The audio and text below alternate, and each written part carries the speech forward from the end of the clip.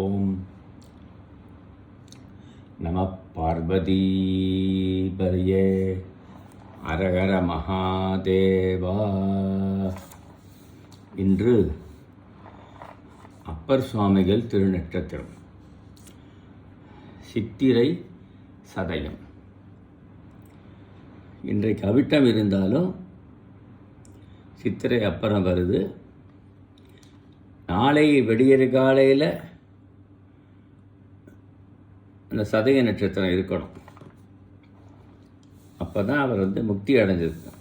திருப்புகலூர் அப்பர் சுவாமி முக்தி அடைஞ்ச தலம் திருப்புகலூர்.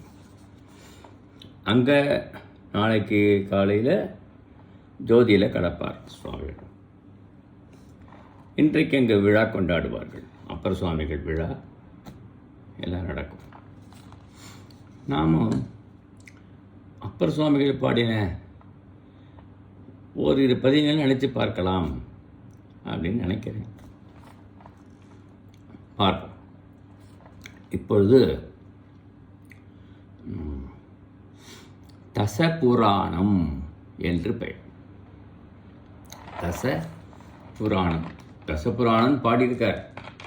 அந்த தசபுராணத்தில் 10 புராண கதை, அதாவது தொன்ம கதைகள் 10 வருது.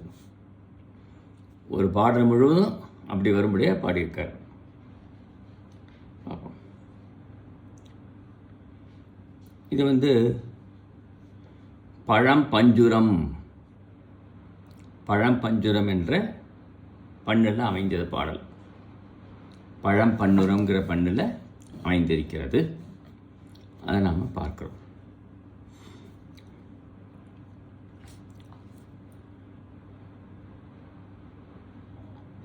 பருவரை ஒன்று சுற்றி அறவும் கைவிட்ட எமையோர் இருந்து பயமாய் நெடுமால் நிறத்தை அடுவான் விசும்பு சுடுவான் எழுந்து விசை போய் பெருகிட மற்றிதற்கோர் பிரிகாரம் என்ன பிரிகாரம் ஒன்றை அருளாய் பிரானே எனலும் அருள்கொடு மா விடத்தை எரியாமலுண்ட அவர் அண்டர் அரசே அப்படின்னு திருமால சொல்கிறார். இது சிவருமான் நஞ்சுண்ட வரலாறு சொல்லப்படுகிறது. பெரிய மலையை சுற்றி வாசிக்கிற பாம்பினை கயிறாக கொண்டு தேவர்கள் அசுரரும் ஒவ்வொரு புறம் நின்று கடைகிறார்கள். அப்பொழுது பாம்பு படம் எடுத்துகிறது. படம் எடுத்து ஆடுறது. அப்படியே எல்லாரும் அஞ்சுகிறார்கள். தேவர்களே விடுத்து ஓடுகிறார்கள். ஆமாம், அப்படி பாம்புடைய இதனால பாம்பு அஞ்சு ஓடி தேவர்கள்லாம் ஓடுகிறார்கள். திருமால் திருமேனியை ஒழித்தற் பொருட்டும் விண்ணை சுடும் பொருட்டும் எழுந்து விசையோடு சென்று அந்த நஞ்சு எங்கும் பரவுகிறது. எல்லாம் 17-14 உலகம் கூட நஞ்சு போய் பரவறதான். அப்படி. ஆமாம். பெருமானே, இவ்விடத்துன்மை நீங்குவதற்கு ஒரு கழுவாய் செய்வாய் அருவாய், எனக்கு அருள் பண்ண வேண்டாமா? இந்த விடம் இப்படி துன்புறுத்துகிறதே என்று எல்லாரும் வேண்டுகிறார்களா? அப்பொழுது அந்த சிவருமான் அந்த விஷத்தினை ஒரு துளி அளவு ஆக செய்து அதனை உண்டு விடுகிறார். பார்வதி அம்மன் கழுத்தை பிடித்து கழுத்தில் அந்த கண்டம் நின்று விடுகிறது. விஷம் நின்றுகிறது. அதனால் இறைவனுக்கு திருநீலகண்டர் என்று பெயர். இது இந்த பாட்டில் மிக அழகாக கூறுகிறார். பழம்பஞ்சுரங்கிற பண்ணு சங்கராபரண ராகத்தில் எப்போதும் பாடப்படும் வழக்கம்.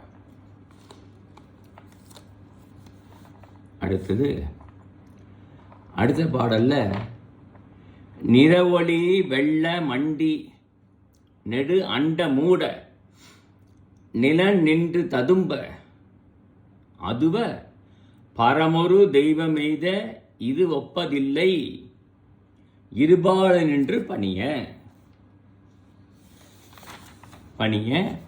பிரமனும் மாலும் மேலை முடியோடு பாதம் அறியாமை நின்ற பெரியோன் பரமுதலாய தேவர் சிவனாய மூர்த்தி அவனாம் நமக்கோர் சரணே என்று இந்த பாடலில் அடிமுடி காண முடியாமல் திண்டாடினதை பற்றி இந்த பாடல் சொல்லுது. ஓசையுடைய வெள்ளப்பெருக்கு மேற்சென்று அண்டங்களை மூடுகிறது. எங்கே பார்த்தாலும் வெள்ளம் மண்டுகிறது. ஆமாம், எல்லாம் வெள்ளப்பெருக்கு. இந்த ஊழிக்காலம் வந்ததுன்னா எங்கே வெள்ளப்பெருக்குதா, கண்டங்கள்லாம் மூழ்கிறது. நிலத்தில் நின்ற தீத்தம்பத்தில் பரம்பொருள் ஒப்பற்ற தெய்வமுடைய நிலத்தில் ஒரு பெரிய தீப்பிழம்பு தோன்றுகிறது. ஆமாம், அது சிறுமான் அதில் இருக்கிறார். திருமான இதனை ஒத்த தீப்பழம்பு முன்னும் பின்னும், இது மாதிரி தீப்பழம்பு முன்னாடி காணும் பின்னாடி காணுமே என்று கருதுகிறார்கள் என்று அவர்கள் ரெண்டு பக்கம் நின்று பணிகிறார்களாம் அந்த தீப்பிழம்பினை. அந்த முடியையும் அடியும் அறிய முடியாமல் என்ற பெரியோரை அந்த அறிமுடியவது காண முடியாமல் நின்றார்கள். அவர்கள் அந்த தீப்பழமாக தோன்றிய சிவனை பணிகிறார்கள். அப்படிப்பட்ட தேவன் சிவபெருமான் நமக்கு பாதுகாவலை உடையவன், நமக்கு சரண்யன். நாம் சரணம் புக தகுந்தவர். நம்ம சரணம் புகுந்தால் நம்மை ரட்சிக்க தகுந்தவர் அவர்தான் என்று இந்த பாடலில் அடிமுடி தேடிய படலத்தை மிக அழகாக ஆசிரியர் சொல்லுகிறார். அப்புறம் அடுத்தது இங்கே பாருங்க. காலமோ நாள்களும் ஊழி படையாமுன் அநேக உருவாகி மூவர் உருவில் சாலவுமாகி மிக்க சமயங்கள் ஆரின் உருவாகி நின்ற தழலோன் ஞாலமும் மேலை விண்ணோடு உலகேழுமுண்டு குரலாய் ஓர் ஆள் இலையின் மேல் பாலனுமாய் அவர்கோர் பரமாய மூர்த்தி அவனா நமக்கோர் சரணே என்றார் ஆசிரியர். என்ன சொல்றாரு? நான்மீன்கள் முதல் ஊழிமுடிய பாகுபட்ட காலத்தையும் எல்லாம் ஊழிமுடிய காலம் படைத்தற்கு முன்பு இந்த ஊழியெல்லாம் ஊழி காலம் இறைவன் படைத்தற்கு முன்பு எப்படி இருந்தது? ஒன்றாய் நின்றவனாய், ஒரே வடிவனாய் இருக்கிறவனாய், மும்மூர்த்திகள் உருவிலும் அவர்கள் உயிருக்கு உயிராய் அமைந்தவன். மும்மூர்த்தியாக இருப்பன சிவருமான்டான், அவர்கள் உயிருக்கு உயிராக சிவருமான்டான். 6 வகை சமயத்தோர்க்கம், 6 வகைப்பட்ட சமயம் சொல்கிறேன் இல்லையா? அதுபோல் அவ்வவர் பொருளாய் விளங்கி யார் எந்தெந்த எப்படி துதிக்கிறார்களோ அப்படி இருப்பவன் இறைவன். ஆமாம், ஜோதி வடிவான பெருமான் அவர் வாமணனாகி மண்ணும் மேலை விண்ணும் அடங்க 7 உலகம் உண்டு ஓர் ஆளிலை மேல் சிறு குழந்தையாய் பள்ளி கொண்ட திருமாலுக்கும் மேம்பட்ட மூர்த்தி அவன். எல்லாம் ஊழிக்காலம் போன போது ஆளில் மேல் பள்ளி கொண்ட திருமால், ஆளில் மேல் பள்ளி கொண்டவன் திருமால். குழந்தை வடிவாக இருக்கிறத பார்க்கலாம். நீங்கள் காலெடுத்து சப்பரம் மாதிரி உள்ள படங்கள்லாம் இருந்திருக்கும், இப்பவும் இருக்குது, பார்க்கலாம். அப்படிப்பட்ட ஆளிலை மேலே இருந்து அந்த 7 உலகம்னு சொல்கிறோம் இல்லையா, அந்த 7 உலகமும் உண்டு வயிற்றில் அடக்கி கொண்டான். ஏன்னா திருமால் காக்கிற தெய்வம் இல்லையா, அதனால் 7 உலகங்களையும் உண்டு வயிற்றிலே அடக்கி கொண்டான். அவன் சின்ன வடிவாக, குரல் வடிவாக, குள்ள வடிவாக, குழந்தை வடிவாக ஆளிலை மேலே பள்ளி கொண்டிருக்கிறான். அவனே வணங்கக்கூடிய தேவன் யார்? சிவபெருமான். அவர்தான் பரம்பொருள் என்று இந்த பாடலில் சொல்லுகிறார். நான் மீன் சொன்னாக்கா அஸ்வினி முதலிய மீன்கள், அஸ்வினிலேருந்து ரேவணி வரைக்கும் இருக்கு இல்லையா, நட்சத்திரங்கள் தான் நான் மீன் என்று சொல்லக்கூடியது. அப்புறம் அடுத்தது 4வது பாட்டு. நீடுயர் விண்ணும் மண்ணும் நெடுவேலை குன்றோடு உலகேழு வெங்கு நலிய சூடிய கையராகி இமையோர் கணங்கள் துதியோதி நின்று தொடரும்.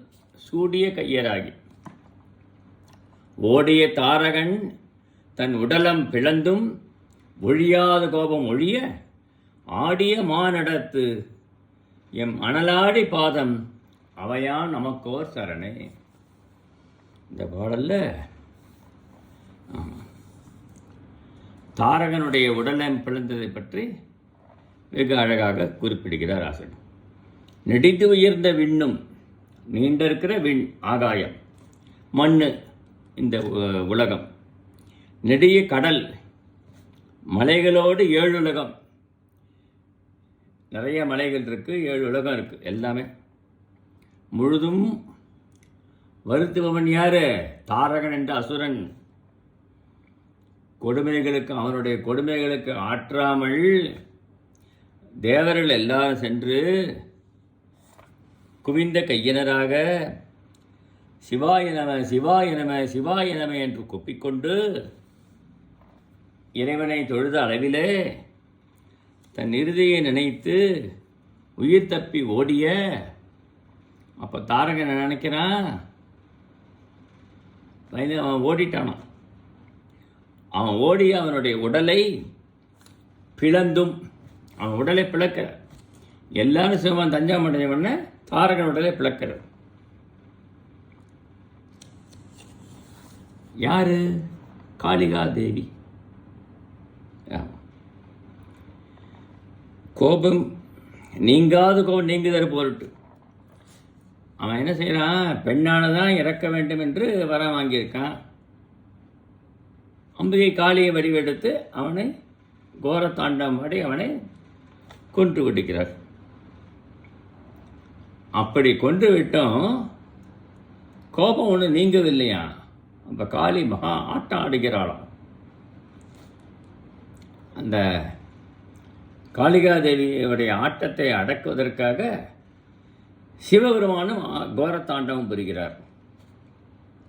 தாண்டவம் புரிந்து அவருடைய கோபத்தை தணிக்கிறார் என்று இந்த பாடலில் பொருள். தாரகன் இவன். தாருகன் என்ற அசுரனை தான் சூரபத்மன் முதலியோரில் சேர்ந்தவன். அது முருகப்பெருமான் போர்ப்படையை எடுத்து கொல்லுகிறார். அதை நம்ம பார்க்குறோம். தாரகன் அவன் தாருகன். இது நம்ம நினைவு வைத்து கொள்ள வேண்டும். அடுத்த பாடல். நிலைவழி என்றி எங்கும் நிலனோடு விண்ணும் நிதனும் செய்தோடு புறமூன்று அலைநலி வஞ்சியோடி அரியோடு தேவர் அரணம் புகுந்தன் அருளால் கொலைநலி வாலி மூல அரவன்கை நானும் அனல்பாய நீரு புறமா மலை சிலை கையில் ஒல்க வளைவித்த வல்லன் அவனா நமக்கோ சரணை. இந்த பாடலில் 30 அசுரர்கள் வதம் பண்ண அந்த அட்டவிரட்ட செயல ஒன்று. அதனை ஆசிரியர் கூறுகிறார். எதிர்த்து நிலைத்து நிற்பதற்கு வலிமை இல்லாமையால் மண்ணையும் விண்ணையும் எங்கும் அழித்து கொண்டு சஞ்சரிக்கும் திரிபுரங்கள் 3 புறம், இரும்பினால் ஆனது, வெள்ளியால் ஆனது, செம்பினால் ஆனது. 3 புறத்தில் எங்கு வேணாலும் திரிவார்கள். அவர்கள் எங்கு வேணாலும் இறங்குவார்கள். இறங்கிய இடம் அப்படியே பஸ்மாவாக போயிடும். இப்படி அவர்கள் அட்டகாசம் தாங்கலை. தேவர் ஆண்டுக்கு 1000 ஆண்டு ஆனாதான் ஒரு முறையில் அவர்கள் கூடுவார்கள். இல்லை, 1 செகண்ட் தான் கூடுவார்கள். அந்த நேரத்தில் அழிக்கணும். அதை அழிக்கக்கூடியவன் சிவபெருமான் தான்.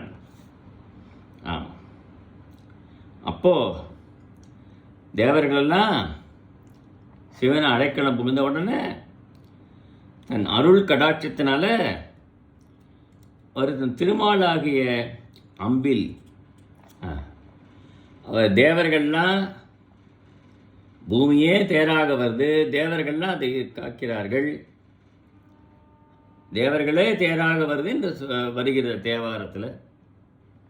அப்போ அம்பில நுனியில தீதான் அம்பு, அம்பு நுனியில் திருமால் இருக்கிறார். கையில் வாசுகிங்கிற பாம்பு, இந்த வாசுகிங்கிற பாம்பை தான் வளைத்து வில் போல வளைத்திருக்கிறார். அதில் அம்பு தொடுத்து அவனை அழிப்பதற்காக தேரேறி புறப்படுகிறார். அவர்களெல்லாம் நினைத்தார்களாம், தீக்கடவுளும் தேவர்களும் நாமெல்லாம் தேராக இருப்பதனால தான் இவர் ஜெயிக்க முடியறது, தீ நான் அம்பா இருப்பதனால தான் ஜெயிக்க முடியுது, வாசுகிங்கிற பாம்பு நான் இருப்பதனால ஜெயிக்க முடியறது, எல்லாத்துக்கும் மேலே அம்பு நுனியில் திருமாலாகிய நான் இருப்பதனால தான் அவரை ஜெயிக்க முடியும் என்று நினைத்தாராம். தேவர்களும் பிரம்மனும் எல்லாரும் அப்படி நினைத்தார்கள். நினைத்த உடனே அவர்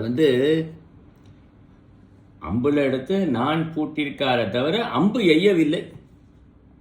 ஆமாம், ஆனால் ஒரு நொடி பொழுதுல முப்பரை சாம்பலா போச்சு. அம்பு பூட்டிருக்கார், அம்பு எய்யவில்லையே என்று நினைச்சா அப்படி பார்த்து சிரிச்சாராம், எரிஞ்சு போச்சு. இப்போ நெற்றிக்கண்ணை திறந்து எரித்தார் என்றும் தேவாரத்தில் இடம்பெறுது. அப்படி அவர்கள்லாம் அந்த கர்வத்தை அடப்பதற்காக நம்மளாம் இருந்தனால்தான் அவர் அந்த முப்பரத்தை அடைந்து அவர்களை சம்காரம் பண்ண முடியுதுன்னு நினைத்தார்கள். அதற்காக இறைவன் அப்படி செய்த லீலை. இதை இந்த பாடலில் மிக அழகாக ஆசிரியர் சொல்லியிருக்கிறார் என்பதை பார்க்கிறோம். அடுத்த பாட்டு. நீலனன் மேனி செங்கண் வளை வெள்ளி எயிற்று எரிகேசனோடி வருநாள் காளைனன் மாலை கொண்டு வழிபாடு செய்யும் அளவின் கண் குறுகி பாலனை ஓட ஓட பயமைது வித்த உயிர் ஒவ்வு பாசும் விடும அக்காலனை வீடு செய்த கடல் போலும் அண்டர் தொழுதோது சூடு கழலே. அவருடைய திருவடியை நம்ம வைத்துக் கொள்ளணும்ப்பா. இதில் மார்க்கண்டேயனுடைய சரித்திரம் சொல்லப்படுகிறது. மார்க்கண்டேயனுக்கு ஆயுள் 16 ஆண்டுகள். 16 ஆண்டு பூர்த்தியான உடனே யமன் மார்க்கண்டை உயிரை வெவ்வதற்காக வந்திருக்கிறான். அமிர்தகடேஸ்வரர். அந்த அமிர்தகடேஸ்வரர் கோவிலில் மார்க்கண்டேயன் சென்று சிவலிங்கத்தை தழுவி பூஜை செய்து கொண்டிருக்கிறார். அப்பொழுது யமன், எருமைக்கடால வந்த யமன் பாசத்தை வீசுகிறார், எப்படியா உயிரை பற்றி கொள்ள வேண்டும் என்று. ஆனால் அந்த பாசத்தை வீசி அந்த சிவலிங்கம் சேர்த்து வீசுகிறார். உடனே சிவபெருமான் அங்கு தோன்றி காலால் எட்டி ஒரு வதைக்கிறார். காலன் எங்கேயோ போய் விழுந்து விட்டான். ஆம், பாசம் விடும காலனை வீடு செய்த கடல் போலும் அண்டர் தொழுதேத்தும் அண்டர் வனேண்டர். கவிட்டு வீசின காலனை உதைத்து அழித்தான் சிவபெருமான். திருவடி தான், அப்படிப்பட்ட திருவடி இது. அந்த திருவடிகளை தேவர்கள் சூடுகின்ற திருவடி, நாம அந்த திருவடியை தலையில் சூடி மனமகிழ்வோம் என்கிறார் ஆசிரியர். இந்த பாடலில் மார்க்கண்டேயனுக்கு அப்புறம் என்றும் 16 என்கிற ஒரு வரத்தை நல்குகிறார் சிவபெருமான் திருக்கடவூர் என்ற ஊரில். இது அட்ட வீரட்ட செயலில் ஒன்று. 8 வீரட்ட செயல் அதில் ஒன்று என்பதை நாம் பார்க்கிறோம் இல்லையா. அடுத்தது, உயர்தவ மிக்க தக்கன் உயர்வேள்வி தன்னில் அவியுண்ண வந்த இமையோர் பயமொரு மெச்சன் அங்கி மதியோனு முற்ற படிகண்டு நின்று பயமாய் அயனொடுமாலும் எங்கள் அறியாமை யாதி கமி என்று இறைஞ்சி அகல சயமுறு தன்மை கண்ட தடல் வண்ண நெந்தை கடல் கண்டு கொள்கை கடனே. இந்த பாடலில் அட்ட வீரட்ட செயல ஒன்று தக்கன் வேள்வி தகர்த்தல், தேவர்களை தண்டித்தல்ங்கிற செயலை சொல்றார் ஆசிரியர்.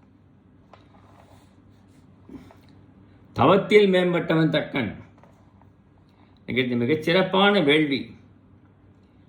அந்த வேள்விக்கு சிவபெருமானவன் அழைக்கவில்லை. எல்லாரும் வைத்து வேள்வி செய்கிறான். ரொம்ப கோபம் வருது. இது தாட்சாயினிக்கு கோபம் வந்து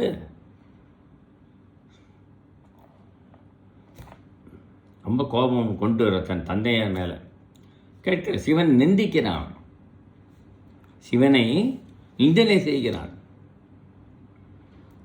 அதனால் அந்த வேள்வியில் தக்கனுக்கு பயந்துண்டு அந்த வேள்விக்கு வந்து அவி உண்ண வந்த தேவர்கள் எல்லாரும் இருக்கிறார்களே, அவர்களாம் அச்சம் மிக்குற்ற வேள்வி தலைவன், இந்த வேள்வி யாக புருஷன் யஜ்ஜ புருஷன் ஒருத்தன் இருப்பான். வேள்விகள் அக்னியும் சந்திரனும் ஒருக்கப்பட்டு அடைந்த நிலைமையை கண்டு அச்சத்தோடு நின்று இல்லையா சந்திரனை தேய்த்தார், இந்திரனை தோல் முறித்தார். இப்படி பகனுடைய கண்ணு போயிடுத்து, சூரியனுக்கு பல்லு போயிடுத்து. இப்படி தேவர்களெல்லாம் விதி வழியே தண்டித்தார்கள் ஆசிரியர். தண்டித்த உடனே திருமாலும் பிரம்மனும் எங்கள் அறியாமை சமி சமின்னு சொல்கிறோம்ல, இதில் தமிழ் வந்து கமி, க்ஷமிக்கணும் மன்னிக்கணும் மன்னிக்கணும். தமிழ் இதில் சம்ஸ்கிருதத்தை சொல்லக்கூடியது க்ஷமி என்பது தமிழில் கமி என்று பெயர். கமி என்று மொழிபெயர்த்திருக்கிறார் ஆசிரியர். கமினா க்ஷமிக்கணும் மன்னிக்கணும் என்று திருமாலும் பிரம்மனும் வணங்குகிறார்களாம். அப்பொழுது வெற்றியுற்ற தன்மை கண்ட தீயை போன்ற செந்நிறத்தனாகிய எங்கள் தந்தையின் திருவடிகளை கண்டு வழிபடுவதே பிறவாதிருக்க விரும்பும் உயிர்கள் கடமையாகும். நீ உலகத்தில் மீண்டும் பிறக்க வேண்டாம் என்று எண்ணுகிறாயா? மோட்ச சாம்ராஜ்யம் உனக்கு கிடைக்க வேண்டும் என்று எண்ணுகிறாயா? எங்கள் சிவபெருமானின் திருவடியை பற்றி கொள்ளுங்கள் என்கிறார் ஆசிரியர். அப்படி தக்கன் வேள்வியை அழித்த செயலானது இந்த பாடலில் போற்றப்படுகிறது. அவருடைய திருவடியை தான் பற்றிக்க வேண்டும், பற்றி கொள்ள வேண்டும் என்கிறார் ஆசிரியர்.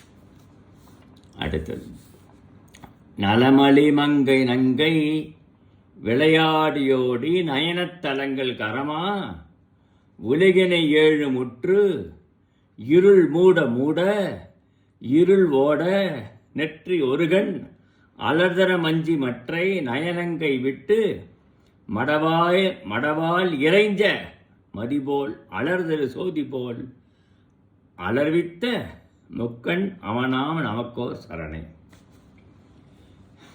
இந்த பாடல்ல மூன்றாவது கண்ணை தோற்றுவித்தான் சிவபெருமான். மூன்றாவது கண்ணை வந்ததை பற்றி இந்த பாடலில் குறிப்பிடுகிறார் ஆசிரியர்.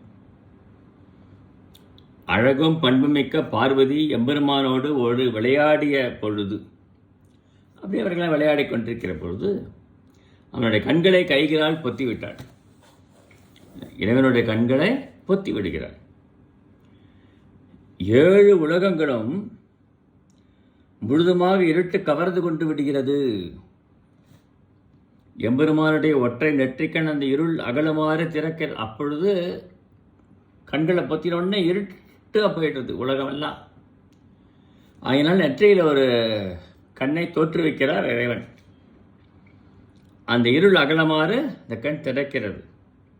அது கண்டு அஞ்சிய பார்வதி கண்களை மூடிய கைகளை எடுத்துவிட்டு எம்பெருமானை வணங்குகிறாள்.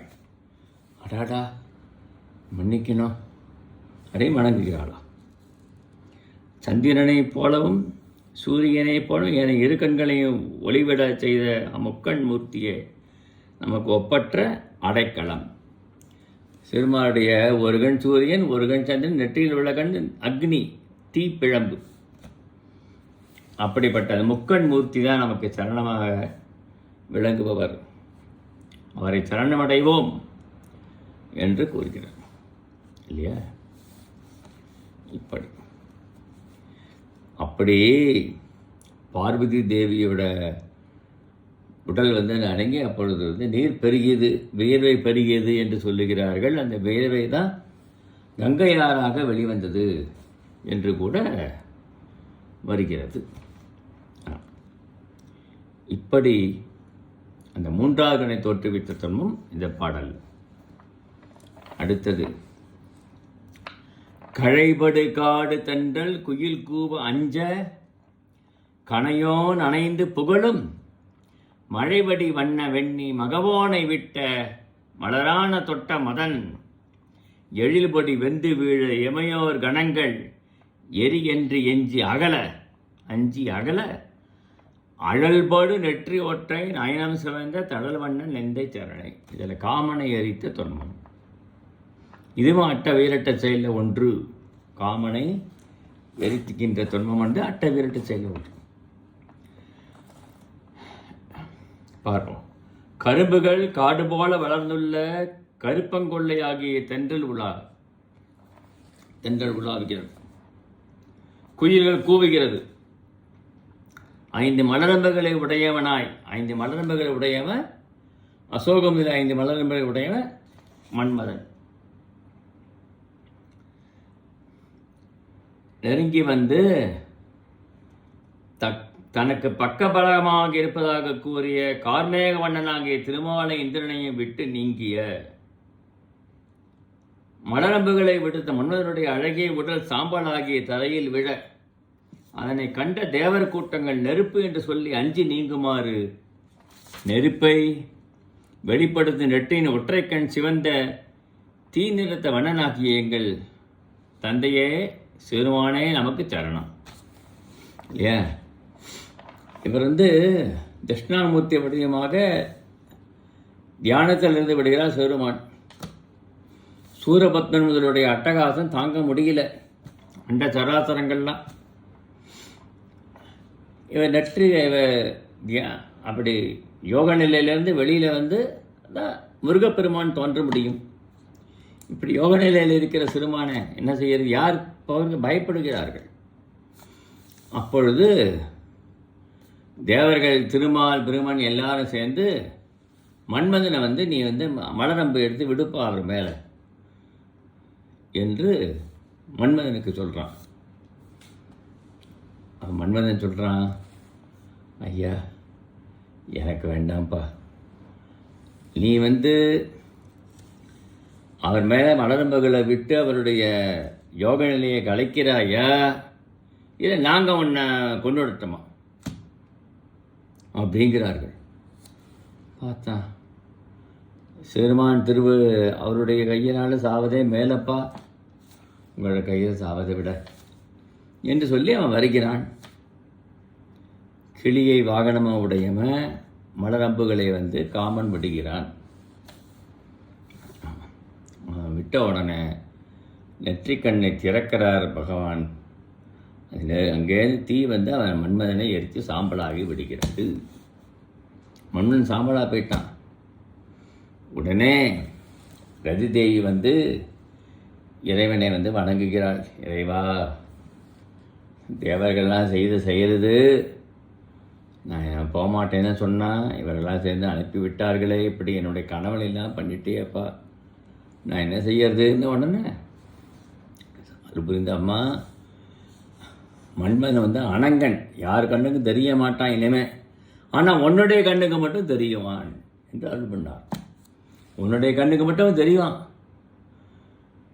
நீ அவனை பார்க்கலாம், அவனோட இருக்கலாம், மற்றவர்களுக்கு தெரிய மாட்டான் என்று சிவன் அருள் பண்ணினாராம் ரதி தேவிக்கு. அந்த தான் இந்த பாடலை சொல். அடுத்த பாட்டு, தடமலர் ஆயிரங்கள் குறை ஒன்றதாக நிறை ஒன்றுதன் கண் அதனால் உடன் வழிபாடு செய்து திருமாலை என்றே பெருமான் உகந்து மிகவும் சுடரடியான் முயன்று சுழல்வித்த அரக்கன் இதயம் பிளந்த கொடுமை அடல்வழி ஆழி ஆழி அவனுக்களித்த அவனா நமக்கோர் சரணே. இதில் திருமால் பற்றி சொல்லுறது. திருவிழிமலைங்கிற ஊர், அதில் தாமரை பூக்கள் 1000 இதழுடைய தாமரை பூவை எடுத்து அர்ச்சனை பண்ணிட்டு வர்றார் இறைவனுக்கு, சகஸ்ரநாம அர்ச்சனை. அப்படி திருமால் சகஸ்ரநாம அர்ச்சனை இறைவனுக்கு பண்ணி வழிபாடு செய்கிற நேரத்தில் ஒரு பூ ஒரு நாள் குறைஞ்சி போச்சு. அடாடா, ஒரு பூ குறைஞ்சி போயிட்டு இன்னும் என்ன செய்கிறது, சகஸ்ரநாமம் பூர்த்தி பண்ணவே தன்னோட கண்ணையே எடுத்து, அப்பலாம் தன் கண்ணே தாமரை தானே, தாமரை கண்ணன் தானே அவன், தாமரை கண்ணை எடுத்து அப்பலாம் என்று சொல்கிற போது இறைவன் காட்சி கொடுத்தாராம் இல்லையா. காட்சி கொடுத்து அவருக்கு அருள் புரிந்தார். அந்த இதை சொல்கிறார் பாருங்க. பெரிய தாமரை பூக்கள் 1000ல் 1 குறைய வழிபாடு நிறைவதற்காக தன் செந்தாமரை கண் ஒன்றை இடந்து அதனை அர்ச்சித்து வழிபாட்டை நிறைவு செய்த திருமாலை என் தந்தையாகிய பெருமான் மகிழ்ந்து தன் ஒளிமிக்க சேவடியால் வட்டமாக சக்கரத்தை உண்டாக்கி அதனை சுழலச் செய்து சலந்தனுடைய மார்பை பிளந்த கொடுமைமிக்க வலிமையுடைய சக்கரத்தை பார்க்கடலுடைய திருமாலுக்கு அளித்தான். அவனே நமக்கு ஒப்பற்ற அடைக்கலம் தருவோன் என்று ஆசிரியர் கருதுகிறார். சலந்தனன் ஒரு அசுரன், ரொம்ப கொடுமை. அவர் என்ன பண்ணாராம், இறைவன் காலால் ஒரு வட்டம் விட்டாராம். அந்த வட்டமே ஒரு அவன் எந்த இதுனா இது பண்ண முடியாது. சாதாரண வட்டம் இட்டால் அந்த வட்டம் சக்கரமாக தோன்றி சலந்தனனை அதுவே அழித்து விட்டது. இந்த காட்சியை திருமால் தேவர்கள்லாம் பார்த்து கொண்டிருக்கிறார்கள். எப்படிப்பட்ட சக்கரம் இது என்று. திருமால் தான் அந்த சக்கரத்தை சிறுமாற்றிருக்கிற சக்கரத்தை தான் வேண்டும், தான் வாண்டி பெறணும், அசுரன் நிறைய பேர் அழிக்க வேண்டுமே என்ற கருத்தில் திருவேழிமலையில் நாள்தோறும் 1000 தாமரை பூக்களை கொண்டு அர்ச்சனை செய்கிறார். அப்படி ஒரு நாள் இந்த ஒரு பூ குறைஞ்சதுனால தன் கண்ணுடைய மலரை எடுத்து இறைவன் காட்சி கொடுத்து அவனுக்கு அருளுகிறார். என்ன வேணும்ப்பா, எனக்கு சக்கரை வேணும், இந்தா சக்கரத்தை கொடுத்து விட்டார் இல்லையா. சிவருமான் தான் சங்கு கொடுத்தது, சிவருமான் சக்கரம் கொடுத்தது திருமாலுக்கு. இப்படி இந்த பாடல்ல மிக அழகாக திருமால் பூசித்த வரலாறை கூறுகிறார் நமக்கு. அடுத்தது, கடைய தேர் செலாது கையிலாய மீது கருதேலுன் வீரமொழினி முடுகுவதன்று தன்மம் என நின்று பாகன் மொழிவானை நன்று முனியா விடுவிடு என்று சென்று விரைவுற்றரக்கன் வரையுற்றெடுக்க முடிதோல் நெடுநடு விற்று வீழ விரலுற்ற பால நனைவுற்ற தென்றன் மடனே. ராவணன் கைலாய மலையை பேர்க்க நின்னே அதில் நெசுக்குண்ட செய்தியை இந்த பாடலில் சொல்லுகிறார். மிக அழகாக ஒரு தேரை செலுத்த தேர்ப்பாகன் எப்படி இருக்க வேண்டும் தன் எஜமானனுக்குன்னு சொல்கிறார். இதில் மகாபாரதத்தில் பார்க்கணும்ல, தேர்ப்பாகன் கண்ணபிரான் தானே அர்ஜுனனுக்கு எப்படிலாம் இருந்து காப்பாற்றுகிறார் அவர். அதுபோல் இங்கே சொல்கிறான், விரைந்து செல்லும் தேராயினும் அவன் சொல்கிறான் ராவணன்ட்ட பார்த்து, ஐயனே விரைந்து செல்லும் தேராயினும் அது கைலை மலை மீது செல்லாது, உன் வீரத்தை பெரிதாக கருதாது விட்டு ஒழி. என்னிடத்தில் கோபிப்பது அறம் அன்று. என்கிட்ட கோபிக்க அர்த்தமே இல்லை.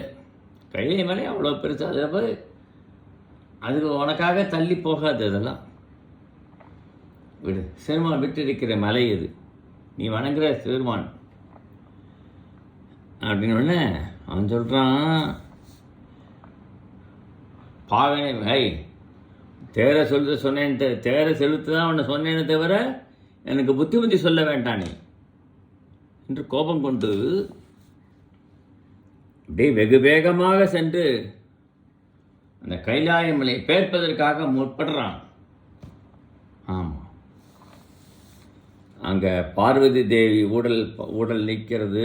இவன் ஆடுகிற இதில் ஊடல் நீந்து திருமாவிற்கால் கட்டை விரல் நுனி ஒரு அழுத்து எழுதுறார்.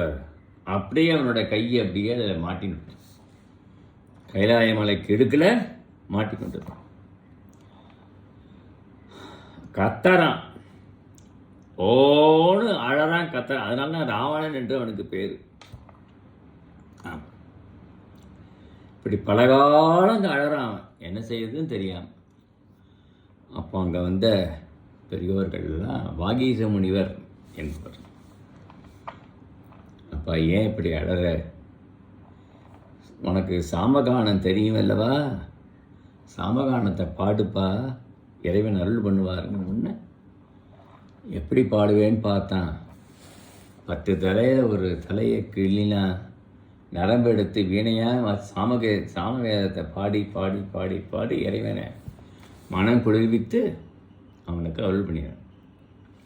அவனுக்கு வாழ்நாள் 3,000,000 நாள் என்று கொடுத்தார். அவர் வாழ் ஒன்று கொடுத்தார்.